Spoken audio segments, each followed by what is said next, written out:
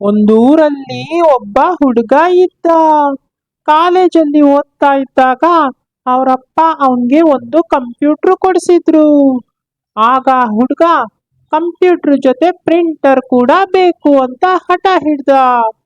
Printer ಎಲ್ಲ ಬೇಡಪ್ಪ ಅಂತ ಎಲ್ರೂ ಹೇಳಿದ್ರು ಅವನು ಬಿಡ್ಲಿಲ್ಲ, ತೆಗಿಸ್ಕೊಂಡೇ ಬಿಟ್ಟ. ಆದ್ರೆ ಆ ಪ್ರಿಂಟರ್ ಒಂದೇ ತಿಂಗಳಿಗೆ ಕೆಟ್ಟ ಹೋಯ್ತು. ಎಲ್ರೂ ಅವನ್ಗೆ ಬೈದ್ರು.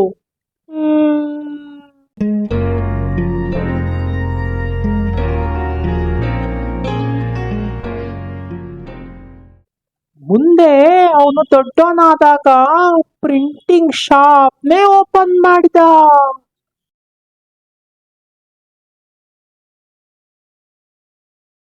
ಇದು ಒಂದು ಪ್ರಿಂಟ್ ಕತೆ.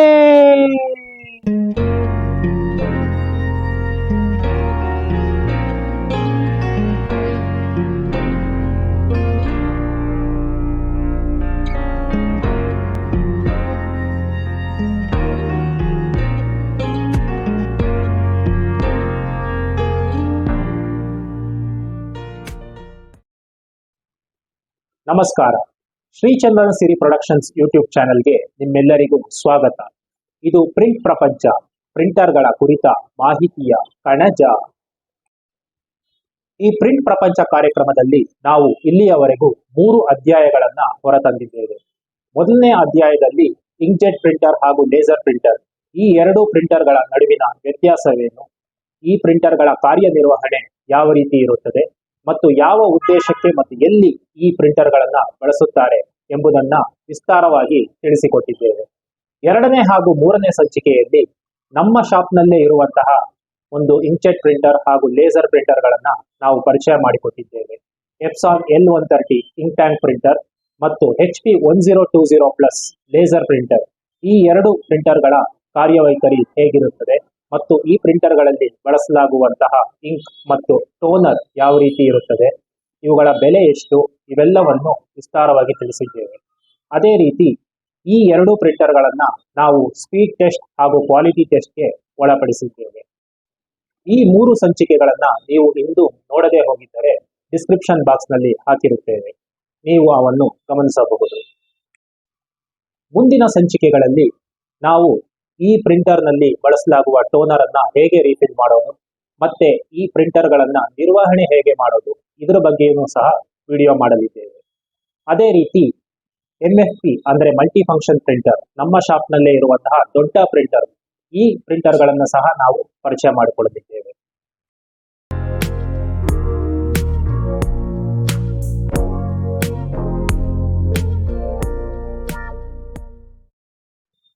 ಈ ಪ್ರಿಂಟ್ ಪ್ರಪಂಚ ಕಾರ್ಯಕ್ರಮಕ್ಕೆ ಒಳ್ಳೆಯ ಪ್ರತಿಕ್ರಿಯೆ ಸಿಕ್ಕಿರುವುದು ನಮಗೆ ಸಂತೋಷ ತಂದಿದೆ. ನಮ್ಮದು ಬೆಳೀತಾ ಇರುವಂತಹ ಚಾನಲ್, ಹಾಗಾಗಿ ಹೆಚ್ಚಿನ ವ್ಯೂವರ್ಶಿಪ್ ಹಾಗೂ ಸಬ್ಸ್ಕ್ರೈಬರ್ಸ್ ಇಲ್ಲದೇ ಇದ್ರೂ ಸಹ ನಮ್ಮ ಚಾನಲ್ನ ಮಟ್ಟಿಗೆ ಸಿಕ್ಕಿರುವಂತಹ ಪ್ರತಿಕ್ರಿಯೆ ನಮಗೆ ಖಂಡಿತವಾಗಿಯೂ ಖುಷಿ ತಂದಿದೆ. ಇನ್ನಷ್ಟು ವಿಡಿಯೋಗಳನ್ನ ಹೊರತರುವುದಕ್ಕೆ ಇದು ನಮಗೆ ಉತ್ತೇಜನ ಕೊಟ್ಟಂತೆ ಆಗಿದೆ. DTP ಬಿಸ್ನೆಸ್ ಅಂತ ತಗೊಂಡಾಗ ಅದರಲ್ಲಿ 3 ಮುಖ್ಯ ಅಂಗಗಳನ್ನ ನಾವು ಕಾಣಬಹುದು. ಮೊದಲನೆಯದು ಕಂಪ್ಯೂಟರ್. ಕಂಪ್ಯೂಟರ್ ಉಪಯೋಗಿಸಿ ನಾವು ಟೈಪಿಂಗ್, ಫಾರ್ಮ್ಯಾಟಿಂಗ್, ಡಿಸೈನಿಂಗ್ ಇವೆಲ್ಲವನ್ನು ಶುರು ಮಾಡುತ್ತೇವೆ. ನಂತರ 2ನೇದಾಗಿ ನಿಮಗೆ ಬೇಕಾಗುವಂಥದ್ದು ಇಂಟರ್ನೆಟ್ ಕನೆಕ್ಷನ್. ಇಂಟರ್ನೆಟ್ ಕನೆಕ್ಷನ್ ಇಲ್ಲದೆ ಯಾವುದೇ ಕೆಲಸ ಸುಸೂತ್ರವಾಗಿ ನಡೆಯೋದಿಲ್ಲ. 3ನೇ ಮುಖ್ಯವಾದ ಅಂಶ ಏನೆಂದ್ರೆ ಅದು ಪ್ರಿಂಟರ್. ಪ್ರಿಂಟರ್ ಅನ್ನೋದು ತುಂಬಾ ಮುಖ್ಯ, ಏಕೆಂದ್ರೆ ಎಲ್ಲ ಕೆಲಸ ಮುಗಿದ ಮೇಲೆ ನಾವು ಕಸ್ಟಮರ್ಗೆ ಫೈನಲ್ ಪ್ರಾಡಕ್ಟ್ ಏನ್ ಕೊಡ್ತೇವೋ ಅದು ಸಾಮಾನ್ಯವಾಗಿ ಪ್ರಿಂಟ್ ಮುಖಾಂತರವೇ ಇರುತ್ತದೆ. ಹಾಗಾಗಿ ಈ ಪ್ರಿಂಟರ್ನ ಬಗ್ಗೆ ನಾವು ಎಷ್ಟು ತಿಳಿದುಕೊಳ್ಳುತ್ತೇವೋ ಅಷ್ಟು ಒಳ್ಳೆಯದು. ಈ DTP ಕ್ಷೇತ್ರದಲ್ಲಿ ಪ್ರಿಂಟರ್ಗಳನ್ನ ಬಳಸಿಕೊಂಡು ನಾವು ಏನೆಲ್ಲ ಬಿಸ್ನೆಸ್ ಅವಕಾಶಗಳನ್ನ ಸೃಷ್ಟಿ ಮಾಡಬಹುದು, ಯಾವೆಲ್ಲ ರೀತಿಯ ಪ್ರಿಂಟ್ ಕಾರ್ಯಗಳನ್ನ ಮಾಡಬಹುದು ಅನ್ನೋದರ ಬಗ್ಗೆಯೂ ನಾವು ಮುಂದೆ ವಿಡಿಯೋಗಳನ್ನ ಮಾಡಲಿದ್ದೇವೆ. ಅಂದರೆ ವಿಸಿಟಿಂಗ್ ಕಾರ್ಡ್ ಪ್ರಿಂಟ್ ಮಾಡೋದಿರ್ಬೋದು, invitation card, stickers, posters, banner, ಈ ರೀತಿ ಏನೆಲ್ಲ ನಾವು ಪ್ರಿಂಟ್ ಮಾಡಬಹುದು ಅನ್ನೋದರ ಬಗ್ಗೆಯೂ ಒಂದು ಸರಣಿಯನ್ನ ಶುರು ಮಾಡೋ ಆಸೆ ಮುಂದೆ ನಮಗೆ ಇದೆ.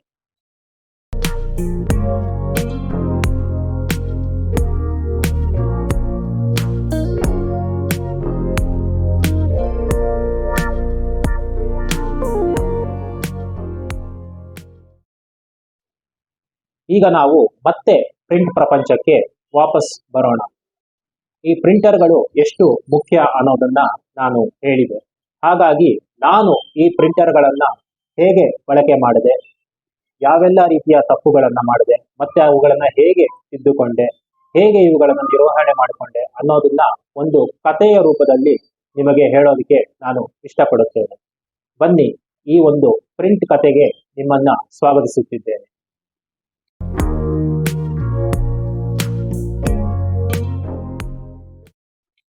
ಕಳೆದ ಸಂಚಿಕೆಗಳಿಂದ ನಿಮಗೆ ಲೇಸರ್ ಹಾಗೂ ಇಂಕ್ಜೆಟ್ ಪ್ರಿಂಟರ್ಗಳ ಬಗ್ಗೆ ಒಂದು ಸಾಮಾನ್ಯ ತಿಳುವಳಿಕೆ, ಅಂದರೆ ಥಿಯರಿಟಿಕಲ್ ಹಾಗೂ ಪ್ರಾಕ್ಟಿಕಲ್ ಜ್ಞಾನ ಲಭಿಸಿದೆ ಎಂದು ನಾನು ಭಾವಿಸುತ್ತೇನೆ. ಆದರೂ ನನಗನ್ಸುತ್ತೆ ಇದು ಸಾಲದು ಅಂತ. ಯಾಕೆಂದ್ರೆ ಯಾವುದೇ ಒಂದು ವಿಷಯದ ಬಗ್ಗೆ ನಮಗೆ ಸರಿಯಾಗಿ ಅರ್ಥ ಆಗ್ಬೇಕಂದ್ರೆ ಆ ವಿಷಯದ ಜೊತೆಗೆ ನಮಗೆ ಒಂದು ಎಮೋಷನಲ್ ಕನೆಕ್ಷನ್ ಆಗಬೇಕು. ಅಂದ್ರೆ ಭಾವನಾತ್ಮಕವಾಗಿ ನಮಗೆ ಅದು ಅರ್ಥ ಆಗ್ಬೇಕು. ಅದು ಸಾಧ್ಯ ಆಗೋದು ಯಾರಾದರೂ ತಮ್ಮ ಅನುಭವವನ್ನ ನಮ್ಮೊಡನೆ ಹಂಚಿಕೊಂಡಾಗ, ಅದರಲ್ಲೂ ವಿಶೇಷವಾಗಿ ಒಂದು ಕಥೆಯ ರೂಪದಲ್ಲಿ ಅವರು ನಮಗೆ ಹೇಳಿದ್ರೆ ಅದು ಇನ್ನಷ್ಟು ಪರಿಣಾಮಕಾರಿಯಾಗಿ ನಮಗೆ ಅರ್ಥ ಆಗುತ್ತೆ.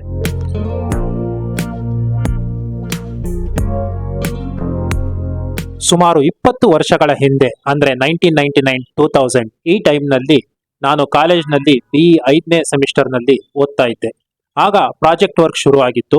ಅಸೈನ್ಮೆಂಟ್ ಕೂಡ ಸಬ್ಮಿಟ್ ಮಾಡಬೇಕಿತ್ತು. ಒಂದು ಕಂಪ್ಯೂಟರ್ನ ಅವಶ್ಯಕತೆ ನನಗೆ ಬಂತು. ಆಗೆಲ್ಲ ಒಂದು ಕಂಪ್ಯೂಟರ್ನ ಅಥವಾ ಲ್ಯಾಪ್ಟಾಪ್ನ ಕೊಂಡ್ಕೊಳ್ಳೋದು ಈಗಿನಷ್ಟು ಸುಲಭ ಆಗಿರಲಿಲ್ಲ. ಆದರೂ ನಮ್ಮ ತಂದೆ ನಾನು ಕೇಳಿದ ತಕ್ಷಣ ಕಂಪ್ಯೂಟರ್ನ ತಕ್ಕೊಟ್ರು. ಆದರೆ ನಾನು ಕಂಪ್ಯೂಟರ್ನ ಜೊತೆ ಒಂದು ಪ್ರಿಂಟರ್ ಕೂಡ ತಗೋಬೇಕು ಅಂತ ಆಸೆ ಪಟ್ಟೆ. ಆಗೆಲ್ಲ ಅಸೈನ್ಮೆಂಟ್ಗಳನ್ನ ಪೇಪರ್ ಮೇಲೆ ಪೆನ್ನಿಂದ ಬರೆದು ಸಬ್ಮಿಟ್ ಮಾಡ್ತಾ ಇದ್ವಿ. ಆದರೆ ನಾನು ನನ್ನದೇ ಕಂಪ್ಯೂಟರ್ನಲ್ಲಿ ನಾನೇ ಟೈಪ್ ಮಾಡಿ ನನ್ನದೇ ಪ್ರಿಂಟರ್ನಲ್ಲಿ ಪ್ರಿಂಟ್ ಮಾಡಿದ್ರೆ ಹೇಗಿರುತ್ತೆ ಅನ್ನೋ ಒಂದು ಹುಚ್ಚು, ಒಂದು ಕ್ರೇಜ್ ಇತ್ತು ನನಗೆ. ಇದು ನಾನು ಪ್ರಿಂಟರ್ ಕೊಂಡ್ಕೊಳ್ಳೋದಕ್ಕೆ ಮುಖ್ಯ ಕಾರಣ ಆಗಿತ್ತು.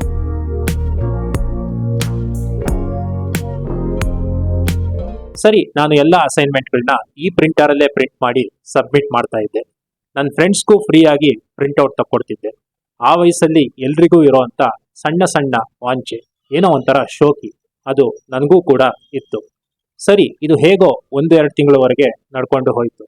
ಆಮೇಲೆ ಇದ್ದಕ್ಕಿದ್ದಂಗೆ ಪ್ರಿಂಟರ್ ಕೆಲಸ ಮಾಡೋದು ನಿಲ್ಲಿಸ್ಬಿಡ್ತು. ಖಾಲಿ ಪೇಜ್ನ ಪ್ರಿಂಟ್ ಮಾಡ್ತಿತ್ತು. ಇದೇನಪ್ಪ ಹೀಗಾಯ್ತು ಅಂತ ಪ್ರಿಂಟರ್ ಶಾಪ್ಗೆ ಹೋಗಿ ವಿಚಾರಿಸಿದಾಗ ಅವರು ಚೆಕ್ ಮಾಡಿ ಮೋಸ್ಟ್ಲಿ ಇಂಕ್ ಖಾಲಿ ಆಗಿರಬೇಕು, ಕಾರ್ಟ್ರಿಜ್ ಚೇಂಜ್ ಮಾಡಬೇಕಾಗತ್ತೆ, ಹೊಸ ಕಾರ್ಟ್ರಿಜ್ ಹಾಕಬೇಕಾಗತ್ತೆ ಅಂತ ಹೇಳಿದ್ರು. ಸರಿ, ಹೊಸ ಕಾರ್ಟ್ರಿಜ್ ಎಷ್ಟಾಗುತ್ತೆ ಅಂತ ಅವ್ರನ್ನ ಕೇಳಿದಾಗ ಸುಮಾರು 1,000 to 1,500 ರೂಪಾಯಿ ಆಗುತ್ತೆ ಅಂತ ಹೇಳಿದ್ರು ಆ ಟೈಮ್ನಲ್ಲಿ. ನಾನು ಪ್ರಿಂಟರ್ ತಗೊಳ್ಳೋದಕ್ಕೆ ಮುಂಚೆ ಪ್ರಿಂಟರ್ನ ಬೆಲೆ ಎಷ್ಟು, ಕಾರ್ಟ್ರಿಜ್ನ ಬೆಲೆ ಎಷ್ಟು, ಒಂದು ಕಾರ್ಟ್ರಿಜ್ ಎಷ್ಟು ಪೇಜ್ ಪ್ರಿಂಟ್ ಕೊಡುತ್ತೆ, ಇದ್ಯಾವುದು ವಿಚಾರಿಸದೆ ಲೆಕ್ಕ ಹಾಕದೆ ಪ್ರಿಂಟರ್ ತಗೊಂಡಿದ್ದೆ. ಬರೀ ಪ್ರಿಂಟರ್ ತಗೋಬೇಕು, ಪ್ರಿಂಟ್ ಕೊಡಬೇಕು ಅಷ್ಟೇ ಆಗಿತ್ತು. ಆದರೆ ಈಗ ನಾನು ಯೋಚನೆ ಮಾಡುವಂಥ ಟೈಮ್ ಬಂತು. ನಾನೇನೋ ಒಂದು 100-150 ಪೇಜ್ ಪ್ರಿಂಟ್ ಕೊಟ್ಟಿರ್ಬೋದು. ಹಾಗಾದರೆ ಒಂದು ಪೇಜ್ಗೆ ಪ್ರಿಂಟಿಂಗ್ ಕಾಸ್ಟ್ ಎಷ್ಟು ಬಿತ್ತು? 10 to 15 ರೂಪಾಯಿ ಬೀಳ್ತಾ ಇದೆ.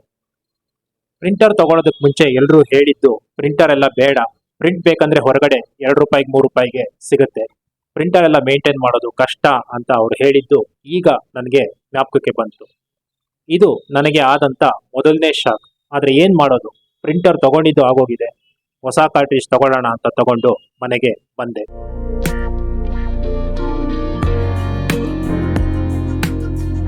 ಇನ್ಮೇಲೆ ಪ್ರಿಂಟರ್ನ ಹೆಚ್ಚಿಗೆ ಉಪಯೋಗಿಸೋದು ಬೇಡ, ತುಂಬ ಇಂಪಾರ್ಟೆಂಟ್ ಆಗಿರೋದು ಏನಾದರೂ ಇದ್ರೆ ಮಾತ್ರ ಪ್ರಿಂಟ್ ಮಾಡೋಣ ಅಂತ ನಾನು ಡಿಸೈಡ್ ಮಾಡಿದೆ. ಎಕ್ಸಾಮ್ ಬೇರೆ ಹತ್ರ ಬಂತು, ಓದ್ಕೊಳ್ಳೋದಿತ್ತು, ಮತ್ತೆ ಬೇರೆ ಕೆಲಸಗಳಲ್ಲಿ ನಾನು ಬ್ಯುಸಿ ಆದೆ. ಪ್ರಿಂಟರ್ನ ಸ್ವಲ್ಪ ದಿನ ಯೂಸ್ ಮಾಡೋದಕ್ಕೆ ಹೋಗಲಿಲ್ಲ. ಆಮೇಲೆ ಕೆಲವು ವಾರಗಳ ನಂತರ ನಾನು ನನ್ನ ಪ್ರಾಜೆಕ್ಟ್ನ ಮೊದಲನೇ ಸಿನಾಪ್ಸಿಸ್ನ ಟೈಪ್ ಮಾಡಿ ಪ್ರಿಂಟ್ ಮಾಡಬೇಕಿತ್ತು. ಒಂದು 6 ಪೇಜು ಪ್ರಿಂಟ್ ಮಾಡಬೇಕಿತ್ತು. ಈ ಸರಿ ನಾನು ನಿಜವಾಗ್ಲೂ ಕಂಪ್ಯೂಟರ್ನಲ್ಲೇ ಟೈಪ್ ಮಾಡಿ ಪ್ರಿಂಟ್ ಕೊಡಬೇಕಿತ್ತು. ಸರಿ, ಪ್ರಿಂಟರ್ನ ಆನ್ ಮಾಡಿ ಪ್ರಿಂಟ್ ಕೊಡೋಕ್ಕೆ ಹೋದರೆ ಮತ್ತೆ ಪ್ರಿಂಟ್ ಬರ್ತಾ ಇಲ್ಲ. ಇದೇನಪ್ಪ ಅಂತ ವಿಚಾರಿಸಿದಾಗ ಅವರು ಮತ್ತೆ ಚೆಕ್ ಮಾಡಿದ್ರು.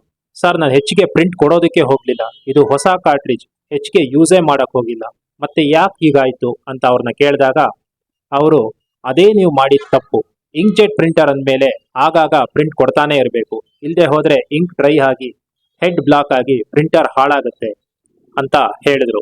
ಇದು ನನಗಾದಂಥ 2ನೇ ಶಾಕ್. ಸರಿ ಅಂತ ಆ ಶಾಪ್ನವರು ಯಾವುದೋ ಒಂದು ಲಿಕ್ವಿಡ್ ಹಾಕಿ ಕ್ಲೀನ್ ಮಾಡಿ ಪ್ರಿಂಟ್ ಕೊಟ್ಟು ನೋಡಿದ್ರು. 1-2 ಪೇಜ್ ಪ್ರಿಂಟ್ ಬಂತು.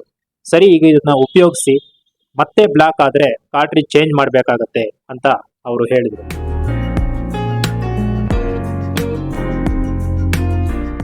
ಮನೆಗೆ ಬಂದು ಸಿನಾಪ್ಸಿಸ್ನ ಪ್ರಿಂಟ್ ಮಾಡೋಕ್ಕೆ ಹೋದೆ.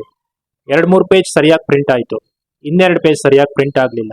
ಏನಪ್ಪ ಹೀಗಾಯಿತು ಅಂತ ನಾನು ನೀರನ್ನೇ ಬಳಸಿ ಕಾರ್ಟ್ರಿಜ್ನ ಕ್ಲೀನ್ ಮಾಡಿದೆ. ಯಾಕಂದರೆ ಅವ್ರು ಯಾವ ಲಿಕ್ವಿಡ್ ಯೂಸ್ ಮಾಡಿದ್ರು ಅಂತ ನನಗೆ ಗೊತ್ತಾಗಿರಲಿಲ್ಲ. ಆದರೂ ಸರಿಯಾಗಿ ಪ್ರಿಂಟ್ ಬರಲಿಲ್ಲ. ಈ ಥರ ಎಲ್ಲ ಪ್ರಾಜೆಕ್ಟ್ ಸಿನಾಪ್ಸಿಸ್ನ ಸಬ್ಮಿಟ್ ಮಾಡಿದ್ರೆ ಆಗಲ್ಲ ಅಂತ ನಾನು ಹೊರಗಡೆ ಪ್ರಿಂಟರ್ ಶಾಪ್ನಲ್ಲಿ 20 ರೂಪಾಯಿ ಕೊಟ್ಟು ಪ್ರಿಂಟೌಟ್ ತಗೊಂಡೆ. ನನ್ನ ಪ್ರಾಜೆಕ್ಟ್ನ ಮೊದಲನೇ ಸಿನಾಪ್ಸಿಸಲ್ಲೇ ನಾನು ನನ್ನ ಪ್ರಿಂಟರ್ನಲ್ಲಿ ಪ್ರಿಂಟ್ ಮಾಡೋಕ್ಕಾಗಲಿಲ್ವಲ್ಲ ಅಂತ ತುಂಬ ಬೇಜಾರಾಯಿತು. ಸರಿ, ಇನ್ನೇನು ಮಾಡೋದು ಅಂತ ಆ ಪ್ರಿಂಟರ್ನ ಉಪಯೋಗಿಸದೆ ಹಾಗೆ ಎತ್ತಿಟ್ಟೆ. ಬರೀ ಕಂಪ್ಯೂಟರ್ನ ಮಾತ್ರ ಉಪಯೋಗಿಸೋಕ್ಕೆ ಶುರು ಮಾಡಿದೆ.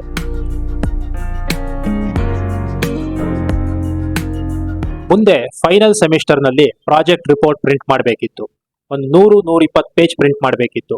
90 ಪೇಜ್ ಬ್ಲ್ಯಾಕ್ ಆ್ಯಂಡ್ ವೈಟ್, ಒಂದು 15-20 ಪೇಜ್ ಕಲರ್. ನಮ್ಮ ಪ್ರಾಜೆಕ್ಟ್ ಗ್ರೂಪ್ನಲ್ಲಿ 4 ಜನ ಇದ್ರು. ಜೊತೆಗೆ ಯೂನಿವರ್ಸಿಟಿಗೆ ಒಂದು ಕಾಪಿ, ಕಾಲೇಜ್ ಲೈಬ್ರರಿಗೆ ಒಂದು ಕಾಪಿ ಕೊಡಬೇಕಿತ್ತು. ಒಂದು 700 ಪೇಜ್ ಅಷ್ಟು ಪ್ರಿಂಟ್ ಮಾಡಬೇಕಿತ್ತು.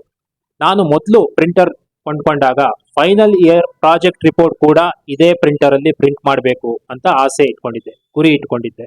ಆ ವಯಸ್ಸಲ್ಲಿ ಎಲ್ರಿಗೂ ಇನೋಸೆಂಟ್ ಆದ ಮುಗ್ಧವಾದ ಆಸೆಗಳೇನೋ ಇರುತ್ತವೆ. ಆದರೆ ಅವುಗಳನ್ನೆಲ್ಲ ಪ್ರಾಕ್ಟಿಕಲ್ ಆಗಿ ನೆರವೇರಿಸ್ಕೊಳ್ಳೋದು ತುಂಬ ಕಷ್ಟ ಆಗುತ್ತೆ. ಹೊರಗಡೆ ಪ್ರಿಂಟರ್ ಶಾಪ್ನಲ್ಲಿ ಪ್ರಾಜೆಕ್ಟ್ ರಿಪೋರ್ಟ್ ಪ್ರಿಂಟ್ ಮಾಡೋಕ್ಕೆ ಒಂದೊಂದು ಬುಕ್ಗೆ ಬೈಂಡಿಂಗು ಸೇರಿಸಿ 700 ರೂಪಾಯಿ ಆಗುತ್ತೆ ಅಂತ ಹೇಳಿದರು. ಬ್ಲ್ಯಾಕ್ ಆ್ಯಂಡ್ ವೈಟ್ ಪ್ರಿಂಟ್ಗೆ 3 ರೂಪಾಯಿ, ಕಲರ್ ಪ್ರಿಂಟ್ಗೆ 10-15 ರೂಪಾಯಿ ಚಾರ್ಜ್ ಆಗುತ್ತೆ ಅಂತ ಹೇಳಿದ್ರು. ಅಲ್ಲಿಗೆ 6 ಬುಕ್ಗೆ 5,000 ಒಳಗೆ ಆಗುತ್ತೆ ಅಂತ ಲೆಕ್ಕ ಹಾಕಿದ್ವಿ. ಸರಿ, ನನ್ನದೇ ಪ್ರಿಂಟರ್ನಲ್ಲಿ ಹೊಸ ಕಾರ್ಟ್ರಿಜ್ ಹಾಕಿ ಪ್ರಿಂಟ್ ಮಾಡಿದ್ರೆ ಹೇಗೆ ಅಂತ ಮತ್ತೆ ನಾನು ಯೋಚನೆ ಮಾಡಿದೆ. ಇಷ್ಟು ಪ್ರಿಂಟ್ ಮಾಡೋಕ್ಕೆ ಏನಿಲ್ಲ ಅಂದರೂ ಒಂದು 5-6 ಕಾರ್ಟ್ರಿಜ್ ಆದರೂ ಬೇಕಾಗತ್ತೆ. ಎಲ್ಲ ಲೆಕ್ಕ ಹಾಕಿದ್ರೆ 7,000-8,000 ಆಗ್ಬೋದು. ಆದಾಗ್ಯೂ ಪ್ರಿಂಟೌಟ್ ಕ್ವಾಲಿಟಿ ಚೆನ್ನಾಗಿರುತ್ತೆ ಅಂತ ಏನು ಗ್ಯಾರಂಟಿ? ರಿಸ್ಕ್ ತಗೊಳ್ಳೋದು ಬೇಡ ಅಂತ ನಾನು ಡಿಸೈಡ್ ಮಾಡಿ ಹೊರಗಡೆನೆ ಪ್ರಿಂಟ್ ತೆಗೆಸ್ದೆ. ಪ್ರಿಂಟರ್ನ ಪ್ಯಾಕ್ ಮಾಡಿ ಅಟ್ಟದ ಮೇಲೆ ಹಾಕಿದೆ. ತುಂಬ ದುಃಖ ಆಯಿತು ನನಗೆ, ನನ್ನ ಪ್ರಿಂಟರ್ನಿಂದ ಸರಿಯಾಗಿ ಪ್ರಿಂಟ್ ಕೊಡೋಕ್ಕಾಗಲಿಲ್ಲ ಅಂತ. ಮತ್ತೆ ಒಂದು 5-6 ಸಾವಿರ ರೂಪಾಯಿ ದುಡ್ಡು ಕೂಡ ವೇಸ್ಟ್ ಆಯಿತು. ಆದರೆ ಪ್ರಿಂಟರ್ ಬಗ್ಗೆ ಕೆಲವು ಇಂಪಾರ್ಟೆಂಟ್ ಪಾಠಗಳನ್ನು ಮಾತ್ರ ನಾನು ಕಲಿತ್ಕೊಂಡೆ. ಇಲ್ಲಿಗೆ ನನ್ನ ಕಾಲೇಜ್ ಟೈಮ್ನ ಪ್ರಿಂಟ್ ಪ್ರಯಾಣ ಮುಕ್ತಾಯ ಆಯಿತು.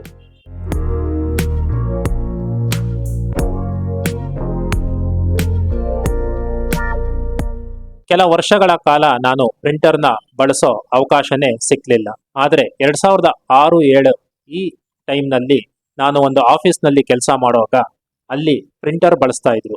ಒಂದು ಇಂಕ್ಜೆಟ್ ಪ್ರಿಂಟರ್ ಮತ್ತೆ ಒಂದು ಲೇಸರ್ ಪ್ರಿಂಟರ್ ಎರಡೂ ಇತ್ತು.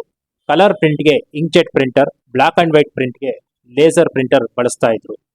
ಆಗ ನನಗೆ ಅರ್ಥ ಆಯಿತು, ಹಿಂದೆ ಪ್ರಾಜೆಕ್ಟ್ ರಿಪೋರ್ಟ್ನ ಪ್ರಿಂಟ್ ಮಾಡೋವಾಗಲೂ ಈ ಥರ ಬೇರೆ ಬೇರೆ ಪ್ರಿಂಟರ್ನಲ್ಲಿ ಪ್ರಿಂಟ್ ಕೊಡ್ತಾ ಇದ್ರು ಅಂತ. ಇದು ನಾನು ಪ್ರಿಂಟರ್ ಬಗ್ಗೆ ಕಲಿತ್ಕೊಂಡ ಮತ್ತೊಂದು ಪಾಠ ಆಗಿತ್ತು.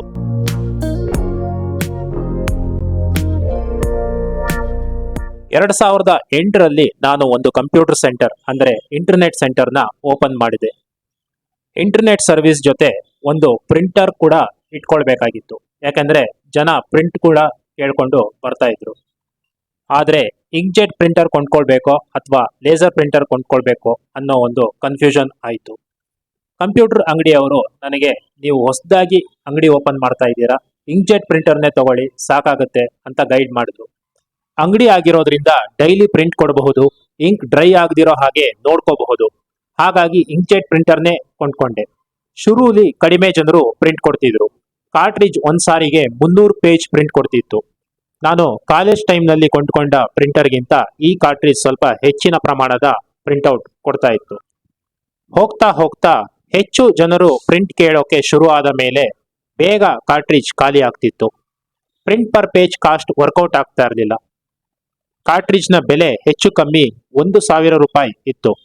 ಕಲರ್ ಪ್ರಿಂಟ್ ಏನೋ 10-15 ರೂಪಾಯಿಗೆ ಕೊಟ್ಟು ವರ್ಕೌಟ್ ಆಗ್ತಾ ಇದ್ರು. ಬ್ಲ್ಯಾಕ್ ಆ್ಯಂಡ್ ವೈಟ್ ಪ್ರಿಂಟ್ನ 2-3 ರೂಪಾಯಿಗೆ ಕೊಡೋದು ಕಷ್ಟ ಆಗ್ತಿತ್ತು. ಸರಿ, ಈಗೇನು ಮಾಡೋದು, ಲೇಸರ್ ಪ್ರಿಂಟರ್ ಕೊಂಡ್ಕೊಳ್ಳೋದಾ ಅಂತ ಯೋಚನೆ ಮಾಡಿದೆ. ಯೂಟ್ಯೂಬ್ ಆಗ ತಾನೇ ಶುರುವಾಗಿತ್ತು. ಪ್ರಿಂಟರ್ ಕಾರ್ಟ್ರಿಜ್ ಬಗ್ಗೆ ಹೆಚ್ಚು ಮಾಹಿತಿ ಇಲ್ಲದೆ ಇದ್ರೂ ಸಹ ಇದ್ದ ಕೆಲವು ಮಾಹಿತಿಗಳಿಂದ ಈ ಇಂಕ್ಜೆಟ್ ಕಾರ್ಟ್ರಿಜ್ಗಳನ್ನು ಸಿರಿಂಜ್ ಬಳಸಿ ಬಾಟಲ್ನಲ್ಲಿ ಬರುವ ಇಂಕನ್ನು ತುಂಬಿಸಬಹುದು ಅಂತ ತಿಳಿದುಕೊಂಡೆ. ಮತ್ತೆ ಬೆಂಗಳೂರಿನ ಸಿಟಿ ಮಾರ್ಕೆಟ್ ಬಳಿ ಇರುವ SP ರೋಡ್ನಲ್ಲಿ ಈ ರೀತಿ ಕಾರ್ಟ್ರಿಡ್ಜ್ಗಳನ್ನ ರೀಫಿಲ್ ಮಾಡುತ್ತಾರೆ ಮತ್ತು ಕಂಪ್ಯಾಟಿಬಲ್ ಇಂಕ್ ಸಹ ಸಿಗುತ್ತೆ ಅಂತ ತಿಳಿದುಕೊಂಡೆ. ಸರಿ ಅಂತ ಅಲ್ಲಿಗೆ ಹೋಗಿ ವಿಚಾರಿಸಿದಾಗ ಅವರು ಕಾರ್ಟ್ರಿಡ್ಜ್ಗಳನ್ನ ರೀಫಿಲ್ ಮಾಡಿ ಕೊಟ್ರು. ಪ್ರಿಂಟ್ ಏನೋ ಬಂತು, ಆದರೆ ಕ್ವಾಲಿಟಿಯಲ್ಲಿ ತುಂಬಾ ಡಿಫರೆನ್ಸ್ ಕಾಣಿಸ್ತಿತ್ತು. ಆದರೆ ಬಿಸ್ನೆಸ್ ನಡೆಸಬೇಕಿದ್ರಿಂದ ಮ್ಯಾನೇಜ್ ಮಾಡ್ಕೊಂಡು ಹೋಗ್ಬೇಕಿತ್ತು. ಜೊತೆಗೆ ನಾನೇ ಬಾಟಲ್ಗಳನ್ನು ಕೊಂಡ್ಕೊಂಡು ಸಿರಿಂಜ್ಗಳನ್ನ ಚುಚ್ಚಿ ಕಾರ್ಟ್ರಿಡ್ಜ್ಗಳನ್ನ ರೀಫಿಲ್ ಮಾಡೋದಕ್ಕೆ ಕಲ್ತ್ಕೊಂಡೆ. ಇದು ಹೇಗೋ ನಡ್ಕೊಂಡು ಹೋಯಿತು. ಆದರೆ ಹೋಗ್ತಾ ಹೋಗ್ತಾ ಕ್ವಾಲಿಟಿ ಕೆಡ್ತಾ ಬಂತು. ಇಂಕ್ ಬ್ಲಾಕ್ ಆಗಿ ಪ್ರಿಂಟ್ ಬರದೇ ಇದ್ದಾಗ ಐಸೋಪ್ರೊಫೈಲ್ ಆಲ್ಕೋಹಾಲ್ನಿಂದ ಕಾರ್ಟ್ರಿಡ್ಜ್ ಒರೆಸಬೇಕಿತ್ತು. ಆದರೆ ಈ ರೀತಿ ಮಾಡಿದಾಗ ಇಂಕ್ ಏನೋ ಹರಿದು ಪ್ರಿಂಟ್ ಬಂದರೂ ಒಮ್ಮೊಮ್ಮೆ ಇಂಕ್ ಓವರ್ಫ್ಲೋ ಆಗ್ತಿತ್ತು. ಸರಿ, ರೀಫಿಲ್ ಮಾಡದೆ ಹೊಸ ಕಾರ್ಟ್ರಿಡ್ಜ್ ಹಾಕಿದ್ರೂ ಮೊದಲು ಬಂದಂತೆ ಪ್ರಿಂಟ್ ಕ್ವಾಲಿಟಿ ಬರ್ತಾ ಇರಲಿಲ್ಲ. ಹೆಡ್ ಆಗಲೇ ಸಾಕಷ್ಟು ಡ್ಯಾಮೇಜ್ ಆಗಿತ್ತು. ಈ ಪ್ರಿಂಟರ್ನಿಂದ ಕಲಿತುಕೊಂಡ ಮುಖ್ಯ ಪಾಠ ಅಂದ್ರೆ ಇಂಕ್ಜೆಟ್ ಪ್ರಿಂಟರ್ ಉಪಯೋಗಿಸಿ ಬಲ್ಕ್ ಪ್ರಿಂಟಿಂಗ್ ಕೊಡೋಕೆ ಆಗಲ್ಲ. ಅದರಲ್ಲೂ ಬ್ಲಾಕ್ ಅಂಡ್ ವೈಟ್ ಪ್ರಿಂಟ್ ಸಾಧ್ಯನೇ ಇಲ್ಲ. ಒಂದು ಪ್ರಿಂಟಿಂಗ್ ಕಾಸ್ಟ್ ಹೆಚ್ಚಾಗುತ್ತೆ, ಇಲ್ಲ ಪ್ರಿಂಟರ್ನ ಹೆಡ್ ಬೇಗ ಹಾಳಾಗುತ್ತೆ.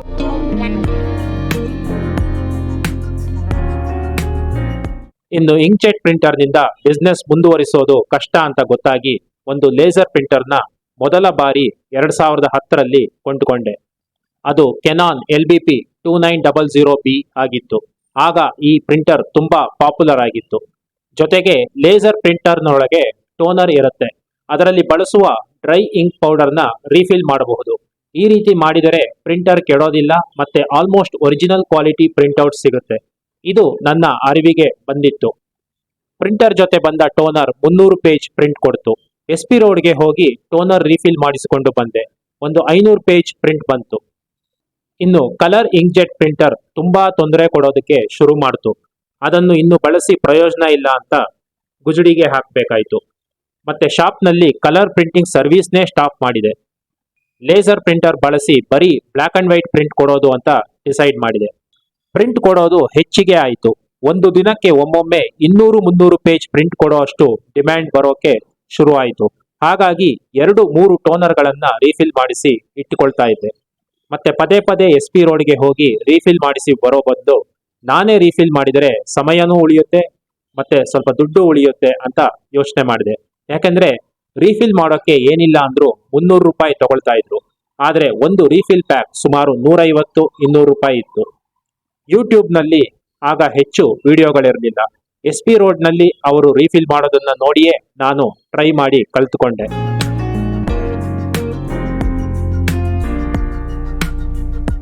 ಆದರೆ ಆಗ ನಾನು ಸರಿಯಾಗಿ ರೀಫಿಲ್ ಮಾಡ್ತಾ ಇರಲಿಲ್ಲ.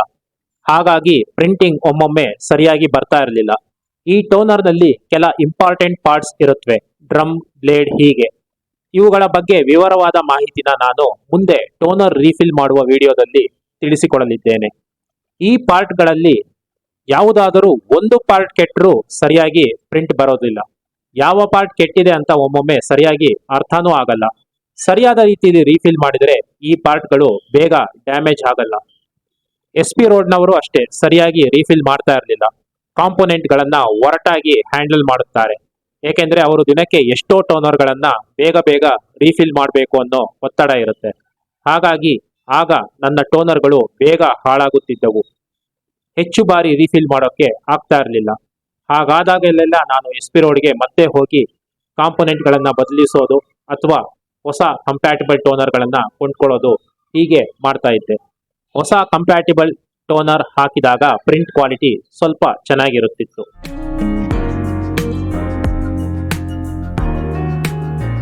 ಟೋನರ್ ಅನ್ನೋದು ಲೇಸರ್ ಪ್ರಿಂಟರ್ನಲ್ಲಿ, ಅಂದರೆ ಬೇಸಿಕ್ ಲೇಸರ್ ಪ್ರಿಂಟರ್ನಲ್ಲಿ ಇರುವಂತಹ ತುಂಬಾ ಮುಖ್ಯವಾದ ಭಾಗ. ಅದು ಪ್ರಿಂಟರ್ನ ಹಾರ್ಟ್ ಇದ್ದಾಗೆ.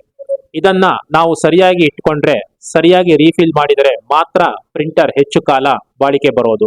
ಏಕೆಂದರೆ ಈ ಟೋನರ್ನಿಂದಲೇ ಇಂಕ್ ಹೊರಬಂದು ಟೋನರ್ನಲ್ಲೇ ಇರುವ ಡ್ರಮ್ ಮೇಲೆ ಇಂಪ್ರೆಷನ್ ಬಿದ್ದು ವೇಸ್ಟ್ ಟೋನರ್ ಸಹ ಇದರೊಳಗೆ ಕಲೆಕ್ಟ್ ಆಗಿ ಪೇಪರ್ ಈ ಟೋನರ್ನ ಒಳಗೆ ರೋಲ್ ಆಗಿ ಹೊರಬರುತ್ತದೆ. ಹಾಗಾಗಿ ಹಾಳಾದ ಟೋನರ್ ಬಳಸಿದರೆ ಪ್ರಿಂಟರ್ ಕೂಡ ಬೇಗ ಹಾಳಾಗುತ್ತೆ. ನನ್ನ ಕೆನಾನ್ LBP 2900Bಗೂ ಇದೇ ಆಗಿದ್ದು.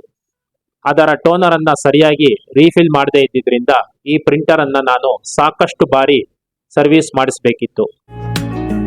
ಆದರೂ ಈ ಪ್ರಿಂಟರ್ನ ಸುಮಾರು 7-8 ವರ್ಷ ಬಳಕೆ ಮಾಡಿದೆ.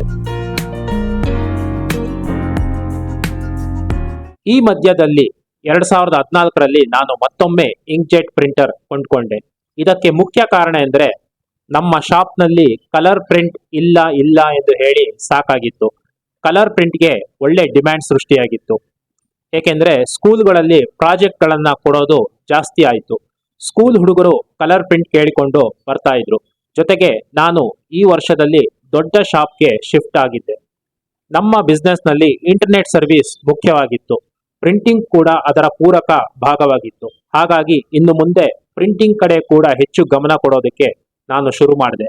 ಮತ್ತೆ ಇನ್ನೊಂದು ಕಾರಣ ಎಂದರೆ ನಾನು ಈಗ ಕೊಂಡುಕೊಂಡಿದ್ದು ink tank printer Epson L110. ಇದು ಎಪ್ಸಾನ್ L130ಯ ಹಿಂದಿನ ಅವತರಣಿಕೆ. ಇದು ಇಂಕ್ ಟ್ಯಾಂಕ್ ಪ್ರಿಂಟರ್ ಆಗಿರೋದ್ರಿಂದ ಇದನ್ನ ರೀಫಿಲ್ ಮಾಡೋದು ಸುಲಭ, ಸಿರಿಂಜ್ ಬಳಸೋ ಪ್ರಮೇಯ ಇಲ್ಲ ಅಂತ ನನಗೆ ಗೊತ್ತಾಯಿತು. ಇಲ್ಲಿಂದ ಕಲರ್ ಪ್ರಿಂಟಿಂಗ್ ಕೂಡ ನಮ್ಮ ಬಿಸ್ನೆಸ್ನ ಮುಖ್ಯ ಭಾಗ ಆಯಿತು.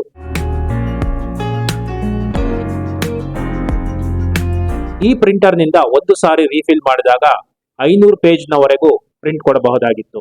ಇದರ ಮಧ್ಯೆ ನನ್ನ ಕೆನಾನ್ ಲೇಸರ್ ಪ್ರಿಂಟರ್ ಸಾಕಷ್ಟು ತೊಂದರೆ ಕೊಡೋದಕ್ಕೆ ಶುರು ಮಾಡಿತು.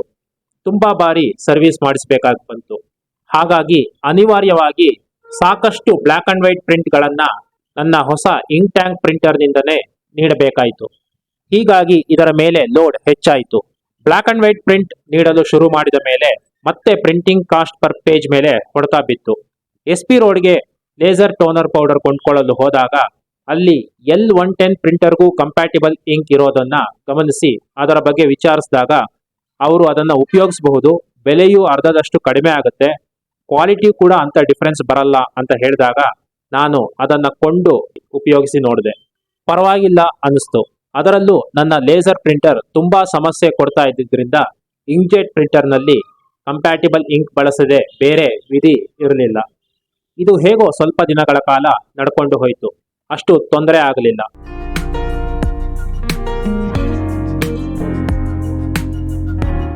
ಆಗ 2015-16 ಸಮಯದಲ್ಲಿ ಆನ್ಲೈನ್ನಲ್ಲಿ ಅಮೆಜಾನ್ನಲ್ಲಿ ಸಾಮಾನುಗಳನ್ನ ಕೊಂಡ್ಕೊಳ್ಳೋದು ಇವೆಲ್ಲ ಹೆಚ್ಚಾಯಿತು. ಆನ್ಲೈನ್ನಲ್ಲಿ ಕಂಪ್ಯಾಟಿಬಲ್ ಇಂಕ್ ಕಡಿಮೆ ಬೆಲೆಗೆ ಸಿಗ್ತಾ ಇತ್ತು. ಕಂಪ್ಯಾಟಿಬಲ್ ಇಂಕ್ನ ಎಷ್ಟರ ಮಟ್ಟಿಗೆ ಬಳಸಿದೆ ಅಂದರೆ ಆನ್ಲೈನ್ನಲ್ಲಿ ಆರ್ಡರ್ ಮಾಡಿ ಬಾಟಲ್ಗಳ ಗಟ್ಟಲೆ ಇಂಕ್ ಕೊಂಡುಕೊಂಡು ಬಳಸ್ತಾ ಇದ್ದೆ. ಆದರೆ ಸ್ವಲ್ಪ ತಿಂಗಳುಗಳ ನಂತರ ಪ್ರಿಂಟರ್ ತೊಂದರೆ ಕೊಡೋದಕ್ಕೆ ಶುರು ಮಾಡಿತು. ಒಳಗೆಲ್ಲ ಇಂಕ್ ಲೀಕ್ ಆಗಿ ಒಂದು ದಿನ ಪ್ರಿಂಟರ್ ಪ್ರಿಂಟ್ ಮಾಡೋದನ್ನೇ ನಿಲ್ಲಿಸ್ತು. ಆಗ ನಾನು ಪ್ರಿಂಟರ್ ಸರ್ವಿಸ್ ಮಾಡಿಸಲು ಹೋದೆ. ಅವರು ಚೆಕ್ ಮಾಡಿ ಹೆಡ್ ಡ್ಯಾಮೇಜ್ ಆಗಿರಬಹುದು ಅಂತ ಹೇಳಿದರು. ಈ ಕಂಪ್ಯಾಟಿಬಲ್ ಇಂಕ್ನ ವಿಸ್ಕಾಸಿಟಿ ಅಂದರೆ ಜಿಗುಟುತನ, ಗಟ್ಟಿತನ ಒರಿಜಿನಲ್ ಇಂಕ್ಗಿಂತ ಭಿನ್ನವಾಗಿರುತ್ತದೆ. ಇದು ಪ್ರಿಂಟರ್ನ ಹೆಡ್ನ ಮೇಲೆ ಸಾಕಷ್ಟು ಪರಿಣಾಮ ಬೀರುತ್ತೆ. ಈ ಇಂಕ್ಜೆಟ್ ಪ್ರಿಂಟರ್ನಲ್ಲಿ ವೇಸ್ಟ್ ಇಂಕ್ ಪ್ಯಾಡ್ ಇರುತ್ತೆ. ಇದರಲ್ಲಿ ಪ್ರಿಂಟ್ ಆಗದೆ ವೇಸ್ಟ್ ಆದ ಇಂಕ್ನ ಶೇಖರಣೆ ಆಗುತ್ತೆ. ನಾನು ಬಳಸಿದ ಕಂಪ್ಯಾಟಿಬಲ್ ಇಂಕ್ನ ಗುಣಮಟ್ಟ ಕಳಪೆ ಆಗಿದ್ದರಿಂದ ಅದು ತುಂಬಾ ಹೆಚ್ಚಾಗಿ ಹಾಗೂ ತುಂಬಾ ಬೇಗ ಈ ವೇಸ್ಟ್ ಇಂಕ್ ಪ್ಯಾಡ್ನಲ್ಲಿ ಶೇಖರಣೆಯಾಗಿ ಪ್ರಿಂಟರ್ನ ಒಳಗೆಲ್ಲ ಚೆಲ್ಲಿತ್ತು.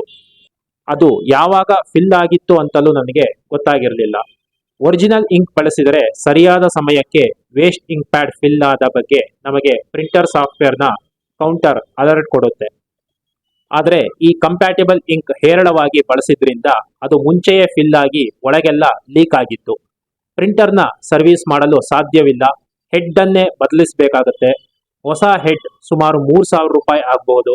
ಅದರ ಬದಲು ನೀವು ಹೊಸ ಪ್ರಿಂಟರ್ ಅನ್ನೇ ಕೊಂಡ್ಕೋಬಹುದು ಅಂತ ಅವರು ಹೇಳಿದ್ರು. ಆನ್ಲೈನ್ನಲ್ಲಿ ಕಂಪ್ಯಾಟಿಬಲ್ ಇಂಕ್ ಅನ್ನ ಹೆಚ್ಚಾಗಿ ಬಳಸಿದ್ದೇ ಇದಕ್ಕೆ ಕಾರಣ ಅಂತ ಅವರು ಹೇಳಿದ್ರು. ಸರಿ, ಇನ್ನು ಏನು ಪ್ರಯೋಜನ ಇಲ್ಲ ಅಂತ ಈ ಪ್ರಿಂಟರ್ನ ನಿಮ್ಮ ಬಳಿಯೇ ಇಟ್ಟುಕೊಳ್ಳಿ, ನಿಮಗೆ ಉಪಯೋಗಕ್ಕೆ ಬರಬಹುದು ಅಂತ ಹೇಳಿದ್ರೆ ಅವರು ಅದನ್ನ ಇಟ್ಟುಕೊಳ್ಳೋದಕ್ಕೂ ರೆಡಿ ಇರಲಿಲ್ಲ. ಹೊರಗಡೆ ಗುಜಡಿಗೆ ಹಾಕಲು ಹೋದಾಗ ಸಹ ಅವರು ಇದನ್ನ ಪ್ಲಾಸ್ಟಿಕ್ ಲೆಕ್ಕದಲ್ಲಿ ತೆಗೆದುಕೊಳ್ಳೋಕೆ ಒಪ್ಪಲಿಲ್ಲ. ಸರಿ, ಅಲ್ಲೇ ಅದನ್ನ ಬಿಸಾಡಬೇಕಾಯಿತು. ಯಾವುದೇ ಒಂದು ಮೆಷಿನ್ ಕೆಲಸಕ್ಕೆ ಬರದಿದ್ದಾಗ ಅದು ಸತ್ತ ಹೆಣದಂತೆ ಆಗಿಬಿಡುತ್ತೆ.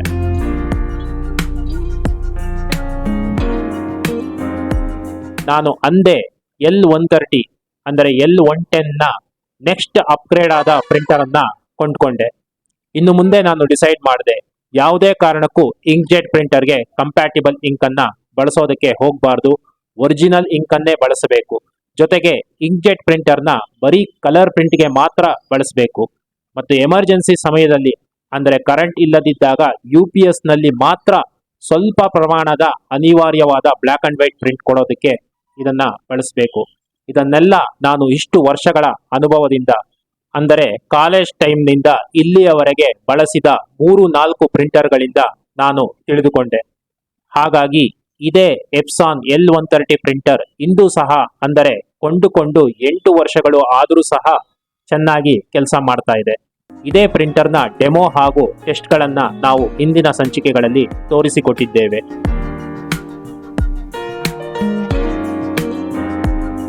ಈ ಮಧ್ಯೆ ಕೆನಾನ್ LBP ಲೇಸರ್ ಪ್ರಿಂಟರ್ ಸಹ ತುಂಬಾ ತೊಂದರೆ ಕೊಡೋಕೆ ಶುರು ಮಾಡಿತು. ಎಷ್ಟೇ ಸರ್ವಿಸ್ ಮಾಡಿಸಿದ್ರು ಅದರ ಪಾರ್ಟ್ಸ್ ಪೂರ್ತಿ ಡ್ಯಾಮೇಜ್ ಆಗಿ ಒಳಗಿರೋ ಗೇರ್ ಮೆಕ್ಯಾನಿಸಮ್ ಎಲ್ಲ ಕೆಟ್ಟು ಆಗಾಗ ಸರ್ವಿಸ್ಗೆ ಬರುತ್ತಿತ್ತು. ಇನ್ನು ಇದನ್ನ ಬಳಸಿ ಪ್ರಯೋಜನ ಇಲ್ಲ ಎಂದು ನಾನು ತೀರ್ಮಾನ ಮಾಡಿದೆ. ಏಕೆಂದ್ರೆ ಸರ್ವಿಸ್ ಮಾಡಿಸಿದರೂ ಒಮ್ಮೊಮ್ಮೆ ಅದರಲ್ಲೂ ಬಾಂಡ್ ಪೇಪರ್ ಮೇಲೆ ಪ್ರಿಂಟ್ ಕೊಟ್ಟಾಗ ಇಂಕ್ ಪೇಪರ್ಗೆ ಸರಿಯಾಗಿ ಅಂಟಿಕೊಳ್ಳದೆ ಉದುರಿ ಹೋಗೋದು, ಈ ರೀತಿ ಎಲ್ಲ ಆಗೋಕೆ ಶುರು ಆಯಿತು. ಬಹುಶಃ ಫ್ಯೂಸಿಂಗ್ ಯೂನಿಟ್ ಕೂಡ ವೀಕ್ ಆಗಿದ್ದಿರಬಹುದು. ಹಾಗಾಗಿ ನಾನು HP 1020 ಪ್ರಿಂಟರ್ನ ಆಗ ಕೊಂಡುಕೊಂಡೆ. ಆ ಸಮಯಕ್ಕೆ ನನಗೆ ಲೇಸರ್ ಪ್ರಿಂಟರ್ನ ಟೋನರ್ನ ರೀಫಿಲ್ ಮಾಡುವುದರ ಬಗ್ಗೆ ಸಂಪೂರ್ಣ ಹಿಡಿತ ಹಾಗೂ ಪರಿಣಿತಿ ಬಂದಿತ್ತು. ಮತ್ತೆ ಈ HP 1020 ಹಾಗೂ ಕೆನಾನ್ LBP 2900B ಈ ಎರಡೂ ಪ್ರಿಂಟರ್ಗಳಲ್ಲಿ ಬಳಸುವ HP 12A ಟೋನರ್ ಒಂದೇ ಆಗಿರೋದ್ರಿಂದ ಟೋನರ್ ಅನ್ನ ಸರಿಯಾಗಿ ರೀಫಿಲ್ ಮಾಡುವುದು, ಸಕಾಲಕ್ಕೆ ಹೊಸ ಕಂಪ್ಯಾಟಿಬಲ್ ಟೋನರ್ ಅನ್ನ ಕೊಂಡ್ಕೊಳ್ಳೋದು, ಈ ರೀತಿ ಜೋಪಾನವಾಗಿ ಈ ಪ್ರಿಂಟರ್ನ ಕಾಪಾಡಿಕೊಂಡು ಬಂದೆ. ಹಾಗಾಗಿ ನಾವು ಡೆಮೋ ಹಾಗೂ ಟೆಸ್ಟಿಂಗ್ಗೆ ಒಳಪಡಿಸಿದ ಈ ಪ್ರಿಂಟರ್ ಇಂದಿಗೂ ಹೊಸ ಪ್ರಿಂಟರ್ನಂತೆಯೇ ಕೆಲಸ ಮಾಡುತ್ತಿದೆ. ಅದರಲ್ಲೂ ಹೊಸ ಟೋನರ್ ಹಾಕಿದರೆ ನೀಟ್ ಅಂಡ್ ಕ್ಲಿಯರ್ ಆಗಿ ಪ್ರಿಂಟ್ ಕೊಡುತ್ತೆ. ವರ್ಷಗಳಾದರೂ ಒಮ್ಮೆಯೂ ಇದನ್ನು ಸರ್ವಿಸ್ ಮಾಡಿಸೋಕೆ ಹೋಗಿಲ್ಲ. ಇದು ನನ್ನ ಅನುಭವಕ್ಕೆ, ನನ್ನ ಪರಿಶ್ರಮಕ್ಕೆ, ನನ್ನ ತಾಳ್ಮೆಗೆ ಸಿಕ್ಕಿದ ಪ್ರತಿಫಲ ಎಂದು ನಾನು ಭಾವಿಸುತ್ತೇನೆ. ನಾನು ಈ ಪ್ರಿಂಟರ್ ವಿಷಯದಲ್ಲಿ ಮಾಡಿದ ಎಲ್ಲಾ ತಪ್ಪುಗಳಿಂದ ಕಲಿತುಕೊಂಡು ಅವುಗಳನ್ನು ತಿದ್ದುಕೊಂಡು ಈಗ ಇನ್ನೊಬ್ಬರಿಗೆ ಯಾವ ತಪ್ಪನ್ನು ಮಾಡಬಾರದು ಎಂದು ತಿಳಿಸಿಕೊಡುವ ಮಟ್ಟಿಗೆ ನನಗೆ ಇದರ ಅನುಭವ ಆಗಿದೆ.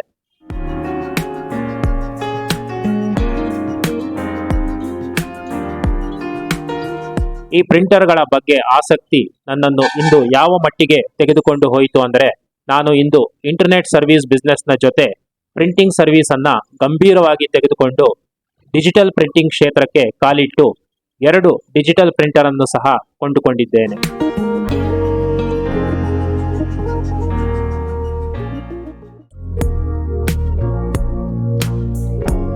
ಒಂದು ಪ್ರಿಂಟರ್ ತಗೊಳ್ಳೋಕೆ ಇಷ್ಟೆಲ್ಲ ಪುರಾಣ ಯಾಕೆ ಗುರು ಅಂತ ನಿಮಗನಿಸಬಹುದು.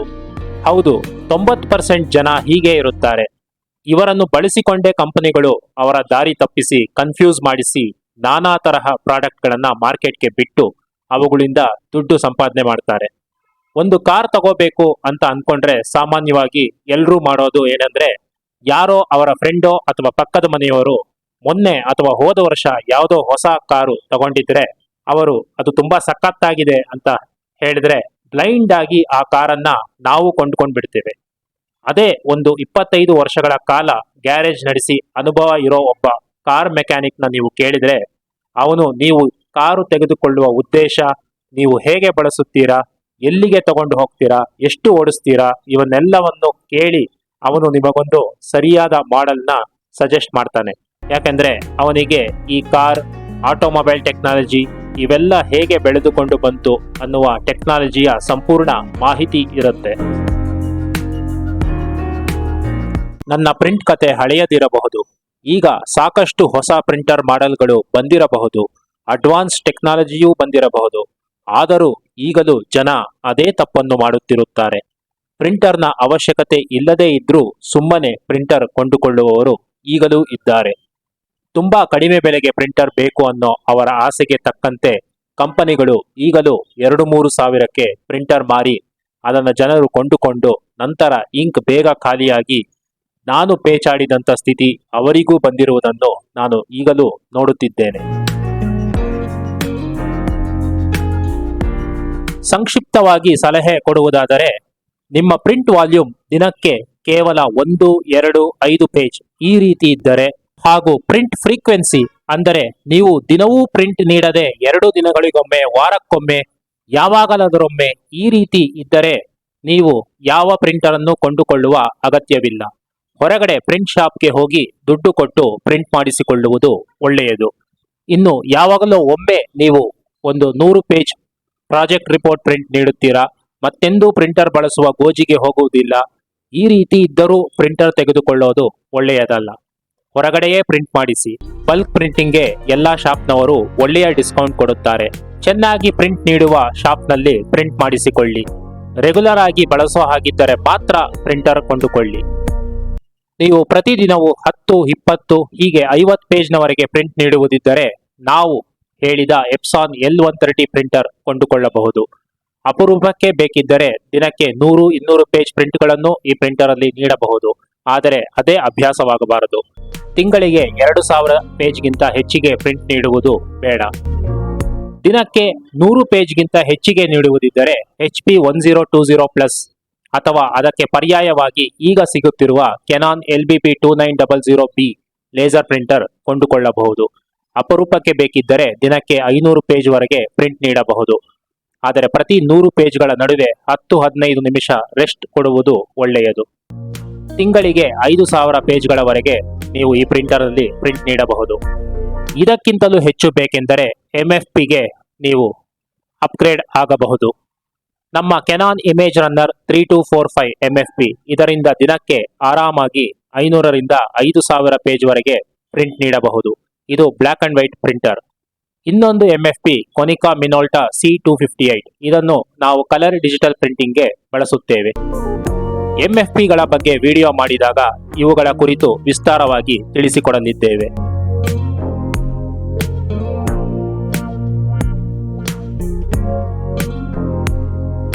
ನಮ್ಮ ಶಾಪ್ನಲ್ಲಿ ಇರುವ ಮ್ಯಾನ್ಯುಯಲ್ ಕಟಿಂಗ್ ಮೆಷಿನ್ಗಳನ್ನು ಬಳಸಿ ಹೇಗೆ ID card, visiting card, lamination ಇತ್ಯಾದಿ ಬಿಸ್ನೆಸ್ ಮಾಡಬಹುದು ಎಂಬುದರ ಕುರಿತು ಮುಂದೆ DTP ಬಿಸ್ನೆಸ್ ವಿಡಿಯೋ ಸರಣಿಯನ್ನು ಮಾಡಲಿದ್ದೇವೆ. ನಮ್ಮ ಚಾನೆಲ್ಗೆ ಸಬ್ಸ್ಕ್ರೈಬ್ ಆಗಿ, ಲೈಕ್ ಕೊಡಿ, ಶೇರ್ ಮಾಡಿ, ಕಮೆಂಟ್ ಮಾಡಿದರೆ ಖಂಡಿತವಾಗಿಯೂ ರಿಪ್ಲೈ ಮಾಡುತ್ತೇವೆ. ಈಗ ನಮಗೆ ಬರುತ್ತಿರುವುದು ಬೆರಳೆಣಿಕೆಯಷ್ಟು ಕಮೆಂಟ್ಗಳು. ಹಾಗಾಗಿ ನಿಮ್ಮ ಅಪರೂಪದ ಕಮೆಂಟ್ಗಳಿಗೆ, ಅನುಮಾನಗಳಿಗೆ ನಿಮಗೆ ಸೂಕ್ತ ವಿವರಣೆಯನ್ನು, ರಿಪ್ಲೈಗಳನ್ನು ನೀಡುತ್ತೇವೆ. ಇದನ್ನು ಸದುಪಯೋಗಪಡಿಸಿಕೊಳ್ಳಿ. ವಂದನೆಗಳು.